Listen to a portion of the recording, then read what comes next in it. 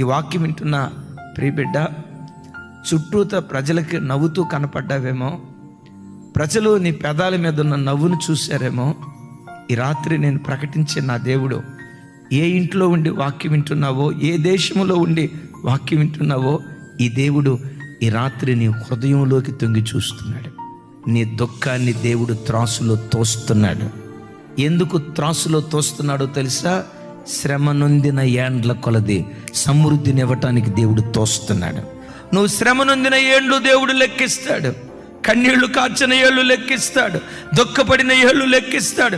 నా బ్రతికేంటి ఎలా అయిపోయిందని రొమ్ము కొట్టుకుంటూ ఏడ్చిన దినాలు దేవుడు లెక్కిస్తాడు.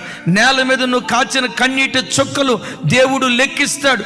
మరి విశేషంగా ఎంత శ్రమను, ఎంత దుఃఖాన్ని అనుభవించావో నీ దుఃఖమంతా దేవుడు కొలుస్తాడు. నీ నిందను దేవుడు కొలుస్తాడు. ఎందుకో తెలుసా? నిందకు ప్రతిగా రెట్టింపు ఘనత ఇవ్వటానికి.